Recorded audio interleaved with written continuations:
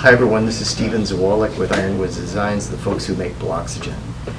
We're at the Woodcraft store, Ventura, California today, doing a little demo. We're talking about how to make a mission-style finish like this. So we're using quartersawn oak plywood, and I'll go through the steps right here that we use to recreate this turn-of-the-century look. You know, typically this would be for recreating an antique or something, and we'll go through it real quick. So we start with the wood itself, and you want to sand the wood. I usually go 120 grit, and you want to make sure you sand everything really well. If you're using a mixture of plywood and hardwood, make sure you sand all of them, make sure they're all sanded with the grain, and then make sure you clean all the dust out and blow it off with compressed air. The next thing we do is this pore filler. For this we're using Mohawk, makes a product called Black M608 4217. It's a grain filler. This stuff is real heavy, it's dense, you have to stir it with a big stick and stir it for a long time because the layers separate. But when you're all done, it'll be real thick, like peanut butter almost. And you put it on the wood. I usually use a scraper to push it into the pores, and then I let it dry overnight. The next day I'll come back with a sander and a random orbital or hand sand and get the pore filler off of the face of the wood and leave it in the pores. Again, clean and get all rid of your dust. The next step is a dye. And here we're using a 2-to-1 mixture. It's 1 part red, 2 part yellow of this Mohawk ultra penetrating stain. We're using the 2 products are alcohol based. Mix them together, just saturate a rag with it and put it on. And that gives you the color that you're looking for.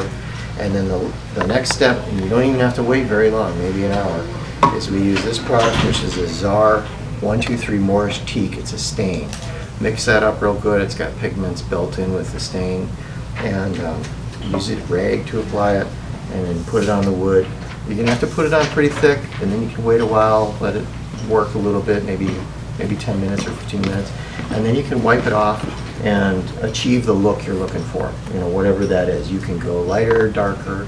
You can control it with the rag, and then when you're all done, you're gonna want to let that dry overnight. Now, the next day, when it's finished day, wipe everything down. You can get all the dust off with the compressor. I recommend actually using a completely dust-free environment that next day, because you're going to be putting polyurethane varnish on and you don't want any dust settling back down. So the varnish I use for this project is a Czar Ultra Clear Satin. Again, it's a satin, so it's got particles in the bottom. You just stir it with the stick to get that all mixed. I generally stir it for a while and then wait an hour before I start using the varnish. I pour the varnish into a second container. I usually use a little bit of the Japan dryer to speed the drying of the polyurethane or any oil-based finish. Just a half of a capful. And then we apply it with a nice brush. In this case, I'm using a Purdy oxhair brush. This is one of the best brushes I've seen. It's not available at Home Depot, but you can buy them online and at your woodworking stores. So put this stuff on. This brush holds a lot of material. You can put it on both directions. You can go back and forth, whatever you want. But when you're done, do a very light pass with just the tip and go all the way along like that and let it flow out. And you're looking for those little peaks and valleys to settle. So if they're not settling and you're ending up with brush marks, you want to add a little mineral spirits to your finish and then go back. Sometimes that's as simple as adding a little mineral spirits to your brush and rinsing it out in your finish and then stirring it a little bit and going.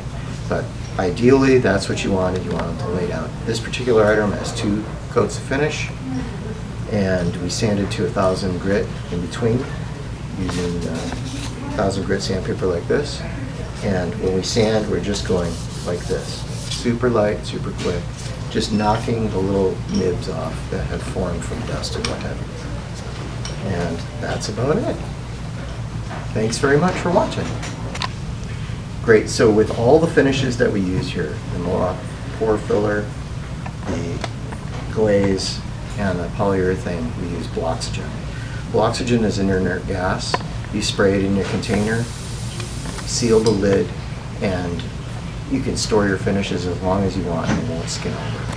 All of these finishes have it in there, and you can store things for up to 10 years, and when you come back, they'll be ready to use. They'll be thickened, they won't be skinned over, they'll work really well. It's simple, costs about 16 cents per use.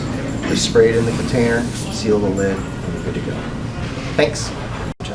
So here's some oil-based finish. This is actually a Czar Moorish teak wood stain, and it's a high solids kind of stain. I'm going to open it up, and we see right away that the finish is nice and liquid. The pigment is down at the bottom. We can stir it up. Ideally, I think what we would do is we pour some of this out. When we want to protect the leftovers, we're going to use the Bloxygen. And for quartz, it says use 2-second spray. So we're going to hold the lid over the top like this and go 1,000, 1,000, and then pull it out and drop the lid right on. I usually actually tamp the lid on. Thank you, everyone. Take care.